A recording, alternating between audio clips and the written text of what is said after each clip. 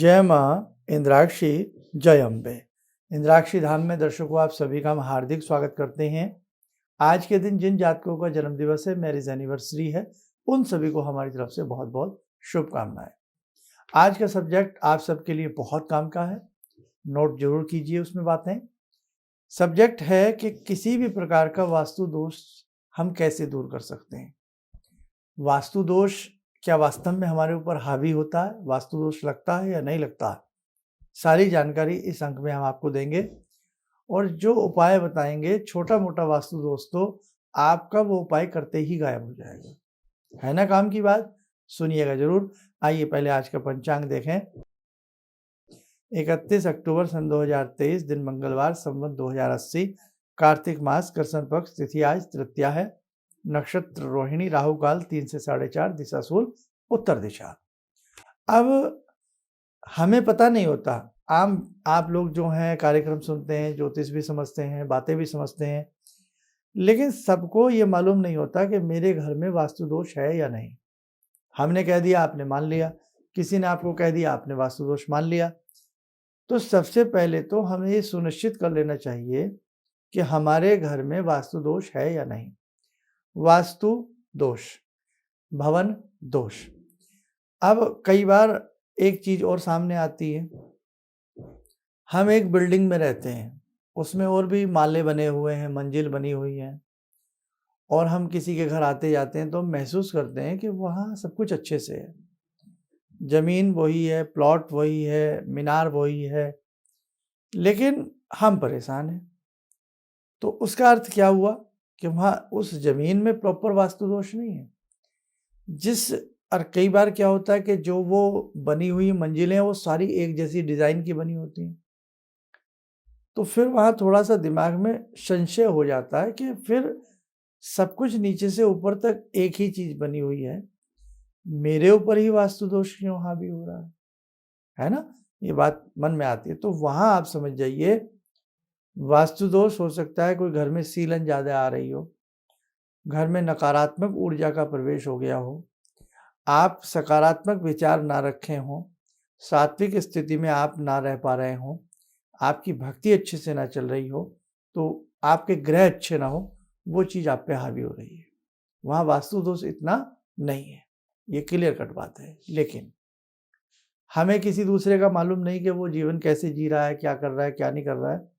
एक ही हम कॉलोनी में रहते हैं या एक ही स्थान पे रहते हैं, या अपने अपने हिसाब से अलग अलग बंगले हैं या अपनी कोठी है, फ्लैट्स हैं, जो भी हमारा है, लेकिन हमें लगता है कि जब से हम इस स्थान पर आए हैं हम सुखी नहीं हैं, हम परेशान हैं। जब से हमने घर चेंज किया हम परेशान हैं। हम छोटे से घर में रहते थे, बड़े मस्त रहते थे, खुश रहते थे, और आज हमने बड़ा घर बनाया है या लिया है या जो भी है, हम परेशान हैं। तो मेरे भैया, वहाँ वास्तु दोष जरूर है। वास्तु दोष के साथ साथ कहीं ना कहीं आपके ऊपर आपके ग्रह भी हावी हो रहे हैं। तो उस स्थिति में अच्छे किसी एक्सपर्ट को, वास्तु शास्त्री को बुला करके आप अपने घर को दिखाइए। अब एक चीज और आती है, जिन बेचारों ने छोटा सा पैसा बजट करके अपना मकान बनाया है, तो वहाँ महंगे वास्तु शास्त्री को तो बुला नहीं सकते। तो आज का जो सब्जेक्ट है वो ऐसा है, आपके घर में कैसा भी वास्तु दोष हो, काफ़ी हद तक आपको उससे चैन मिल जाएगा, रिलीफ मिल जाएगा। ये वो वाली बात है कि डॉक्टर साहब को फ़ोन किया है, डॉक्टर साहब से मिलने नहीं जा सकते, और हमारे शरीर में गड़बड़ी हो रही है, तो डॉक्टर साहब ने एक ऐसी मेडिसिन दे दी कि भाई आपको चैन आ जाएगा, लेकिन एक वक्त जब कभी लगे तो मुझे आकर के दिखा लेना, मिल लेना। तो वही उपाय मैं आपके लिए लेकर के आया हूँ। आपके वास्तु दोष में आपको चैन मिल जाएगी, आराम मिल जाएगी, लेकिन परमानेंट इलाज के लिए एक बार किसी अच्छे वास्तुशास्त्री से राय ले लेना। और एक परमानेंट इलाज भी अभी बताने वाला हूँ। तो वास्तु दोष तो खैर होता है, इसमें कोई शक नहीं है। भूमि का असर, आपके घर की बनावट का असर, आपके घर के कमरों के कोण, त्रिकोण, हर चीज का असर आपके ऊपर आता है। आपकी भूमि त्रिकोण स्थिति में है, आपकी भूमि समचौरस स्थिति में है, चतुर्भुज स्थिति में है, पंचात्मक स्थिति में है, किस प्रकार से है, आपके घर के जो द्वार हैं, मेन गेट हैं, वो आपने किस एंगल पर बनाए हैं, इन सारी चीज़ों का असर तो ज़रूर आता है। हम एक मकान बनाते हैं उसी तरह से जैसे हम अपने लिए पैंट शर्ट या हम अपने लिए कपड़े सिलते हैं। ज़रा सी भी नाप में गलती रह जाए, हमें कपड़ा वो अच्छा नहीं लगता। कई बार हमें वो पसंद नहीं आता, हम दर्जी पे दोबारा से जाते हैं, टेलर मास्टर से बोलते हैं, साहब इस कपड़े को आप दोबारा सिलिए या इसे ठीक करिए, है ना? होता है ना? ऐसे ही घर में भी वो कमी जब रह जाती है ना, तो वो वास्तु बन करके या एक तरह से प्रॉब्लम बन करके हमारे सामने आ जाती है। अमन और चैन चला जाता है। कई बार बड़ी खतरनाक नकारात्मक ऊर्जाएँ घर में वास कर लेती हैं, हमें समझ में नहीं आता हम क्या करें? बातें तो बहुत हैं आपको समझाने के लिए, लेकिन अब कम टू द पॉइंट पे आता हूँ। कुछ भी हो, जिस घर में साधना चल रही है, अच्छे से भक्ति चल रही है, ध्यान रखना आपके घर में कुछ समय ही वास्तु दोष ठहरेगा, फिर नहीं ठहरेगा। ये ध्यान रखना। लेकिन साधना अब कोई करता नहीं। अब देखो, हमारे बच्चे 24 मिनट की साधना में लगे हुए हैं ना? सुबह उठना, नहाना-धोना, भागते-दौड़ते अपनी पूजा करना, किसी ने शाम को रूटीन बनाया है, किसी ने पता नहीं कैसे-कैसे सबने अपना रूटीन सुंदर सा बना रखा है, अब आपकी साधना चल रही है। बहुत लोग ऐसे भी हैं कि कब देव उठनी एकादशी आए, कब 40 दिन पूरे हों, है ना? तो हर तरह से 40 दिन का इंतज़ार बड़ा महँगा पड़ जाता है। उसी प्रकार से जब साधक साधना करते-करते मस्त हो जाता है, खुश रहता है, साधना पे विश्वास रखता है, भगवान पे विश्वास रखता है, अपने गुरु पे विश्वास रखता है, तो ये विश्वास रखना वहाँ आपका वास्तु दोष आपका कुछ नहीं बिगाड़ सकता। लेकिन बहुत लोग ऐसे हैं, साधना नहीं करते, थोड़ी-सी अल्प-सी पूजा करते हैं और पूजन में भी उनका पूजन कर्म व्यवस्थित नहीं है। कभी सुबह, कभी शाम, कभी ना, कभी हाँ, कभी ये मंत्र, कभी वो मंत्र, कभी ये चालीसा, कभी वो चालीसा, मतलब व्यवस्थित रूप से उनकी कर्म कांड की पूजा की स्थिति नैमित्तिक जो उनका कर्म है नैतिक, वो नहीं है। उसी लिए गुरु ढूँढे जाते हैं, भई गुरु बनाओ ताकि वो हमें एक सही कर्म बता सकें। तो बच्चों, अब उसमें से कुछ लोग ऐसे भी होते हैं जो घटिया उपाय ढूँढने की कोशिश करते हैं। जैसे मैं अक्सर कहता हूँ ना कि कल रात ऐसा ग्रहण पड़ रहा है, कल रात ऐसा योग आ रहा है। आप 1 फूल, 4 लौंग, हल्दी की गाँठ तक ये इनके नीचे रख लेना, आप माला-माल हो जाओगे। ऐसी बातें बहुत आप यूट्यूब पे कहीं न कहीं आपको सुनने को मिल जाती होंगी। ऐसे उपाय बहुत लोग खोजते हैं कि करना-धरना कुछ ना पड़े, मतलब हल्दी लगे न फिटकरी, रंग आवे चोखा। तो भैया ऐसा नहीं होता, ये तो सब कहने की बातें होती हैं। आप कितना भी कहो मैंने ऐसे किया था, वैसा किया था, वो आपका भाग्य ही अच्छा था, तो आपके साथ ऐसा हुआ। एक व्यक्ति इतनी बड़ी-बड़ी साधनाएँ करके थक जाता है, तब भी उसका कुछ अच्छा नहीं होता, तो छोटे-मोटे उपाय से कैसे उस व्यक्ति का भला हो सकता है? ये तो थी साधना लेवल की बात, इसलिए ध्यान रखना जिसकी जैसी अच्छी साधना होगी, तो वास्तु दोष समाप्त हो जाता है। दूसरा उपाय, आप अपने घर में अखंड ज्योत जलाइए। 40 दिन के लिए अखंड ज्योत जलाइए, 40 दिन के लिए या 21 दिन के लिए या 11 दिन के लिए अखंड ज्योत जला कर के जो भी आपका अपना गुरु मंत्र है, उस मंत्र की साधना कम से कम ज़्यादा से ज़्यादा कीजिए। 3 घंटे उस मंत्र की साधना कीजिए। एक समय में समय नहीं लगता, 2 पार्ट में करिए, सुबह में करिए, शाम में करिएगा। 40 दिन करके देखिए आपके घर का वास्तु दोष दूर होगा। अब मुझे कहना नहीं चाहिए, गुरु मंत्र में भी रिसर्च का सब्जेक्ट है। आपने गुरु मंत्र कैसे लिया है? आपने सनातन रूप में गुरु मंत्र लिया है या कैसे लिया है? कई बार हम गुरु मंत्र ले लेते हैं, लेकिन गुरु मंत्र आपको यही समझ में नहीं आता ये मंत्र कहाँ से है, किस पुराण से है, किस ग्रंथ से है, या ये मंत्र है भी या नहीं। बहुत सारी बातें हैं, देखो इसके पीछे भी आप मेरी बात का ध्यान रखना। परंपरागत गुरु मंत्र है या किस प्रकार से आपने गुरु मंत्र लिया है। कई बार कुछ लोग गुरु मंत्र में अपना ही नाम डालवा देते हैं, तो वो स्थिति तो फिर भगवान से अलग हो गई ना। भाई भगवान भगवान है, आप मानते हो ना इस बात को। अब आप गायत्री मंत्र पढ़ रहे हो तो एक आपके पास प्रमाण है, भाई हमारे वेदों से गायत्री मंत्र है, हर जगह गायत्री मंत्र का जिक्र है। आप दुर्गा सप्तशती पढ़ रहे हो तो आपके पास एक ऑथेंटिक वे है कि मार्कंडेय पुराण से ली गई है दुर्गा सप्तशती। मार्कंडेय ऋषि हमारे हुए हैं, उन्होंने इसको लिखा है। ये सब प्रमाण है ना। लेकिन एक ऐसा मंत्र जिसका आपके पास कोई प्रमाण ही नहीं हो, तो जिसका कोई आपके पास ऑथेंटिक प्रमाण नहीं है, वो मंत्र कितना लाभ देगा, कब लाभ देगा, कैसे देगा, ये बात अलग होती है। देखो वास्तु का प्रोग्राम चल रहा है, लेकिन बातें बीच बीच में बड़ी ये काम की बातें आ रही हैं। तो ये भी ध्यान रखना कि आपने जो गुरु मंत्र लिया है वो मंत्र कहाँ से है, कैसे है, कोई प्राचीन परंपरागत मंत्र है, किसी प्राचीन समय से वो मंत्र चला आ रहा है जो आपके गुरुजी ने आपको दिया है, या किस प्रकार से, ये सारी चीज़ें भी मायने रखती हैं। मेरी बात को आप अन्यथा ना लें। और मतलब अक्सर अभी आप देखो कि बहुत लोग शंकालु स्थिति से मंत्र पढ़ते हैं। गुरु मंत्र ले लिया, शंकालु स्थिति से मंत्र पढ़ेंगे, लाभ नहीं मिलेगा। तो आप हृदय से गुरु मंत्र पढ़ें और अच्छे से मंत्र को शुद्ध तरीके से पढ़ें, शुद्ध मंत्र लें, शुद्ध मंत्र तरीके से पढ़ें, आपका वास्तु दोष गायब हो जाएगा। अखंड ज्योत जला करके वास्तु दोष किया करें, मतलब वो अपना मंत्र पढ़ा करें, तो आपका वास्तु दोष दूर हो जाएगा। बहुत ज़्यादा कांटे वाले पौधे अपने घर में ना लगाएं। टूटा हुआ शीशा, कांच, गिलास, क्रॉकरी अपने घर में ज़्यादा ना जोड़ें, वो भी आपके लिए दिक्कत बन जाएगी।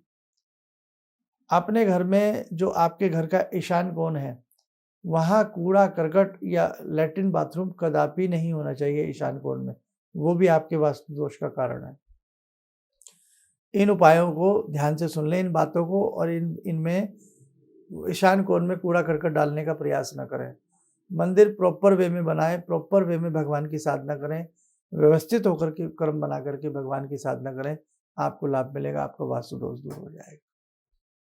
और सबसे बड़ी बात है, आप वास्तु के लिए जो आपकी साधना है ना, उसे मत छोड़ना। आप साधना का लेवल बढ़ा लीजिए, आपका कैसा भी वास्तु दोष क्यों ना हो, वो दूर हो जाएगा। लेकिन साधना के लिए सबके पास समय नहीं, समय है तो मन नहीं, बहुत सारी बातें सबके साथ होती हैं। और इसी क्रम में उच्छिष्ट गणपति के यज्ञ किए जाते हैं। उच्छिष्ट गणपति के यज्ञ होते हैं और साथ में वास्तु शांति प्रकरण के यज्ञ होते हैं, उससे भी हमेशा के लिए वास्तु दोष दूर हो जाता है। अब ये सारी चीज़ें किसी को करनी आती हैं, नहीं आती हैं, उस पर भी आपका ये डिपेंड करता है।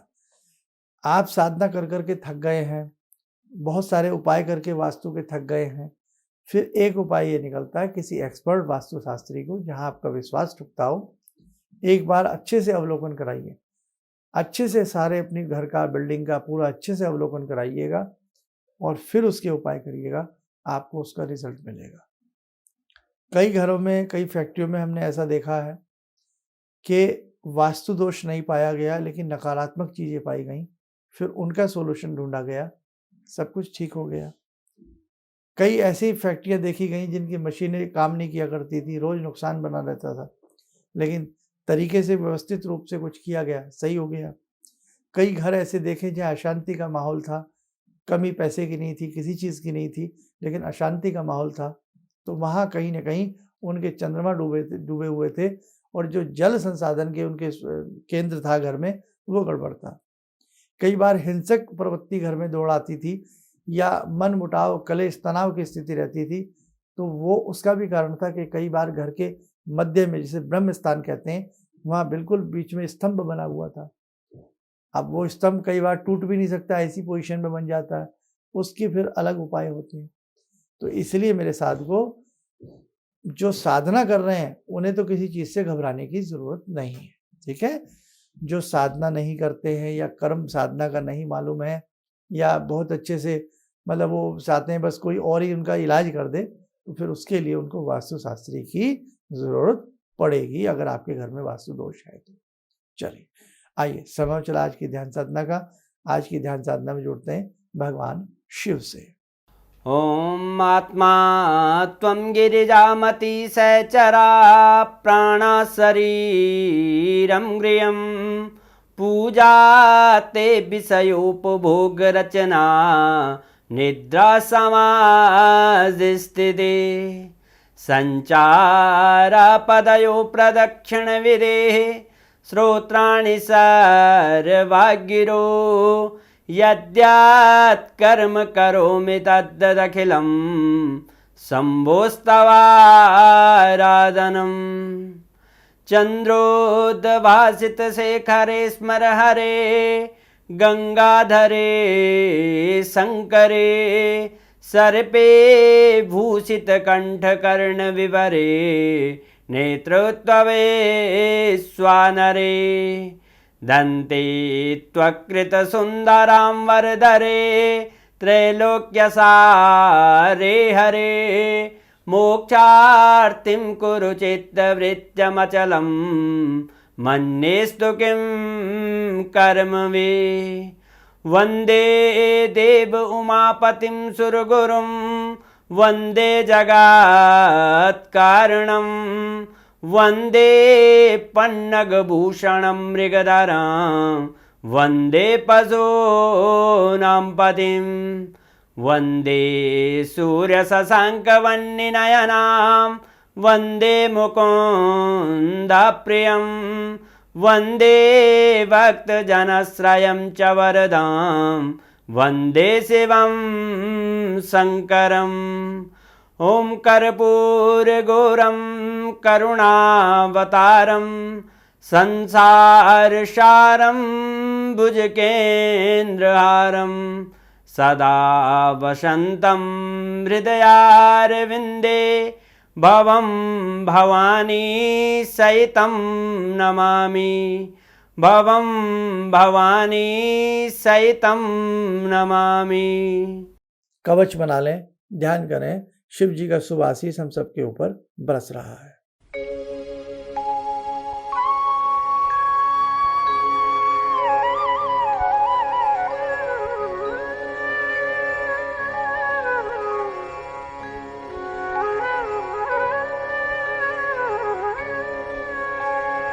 ओम बोलते हुए नेत्र खोलें, सामान्य हो जाएं।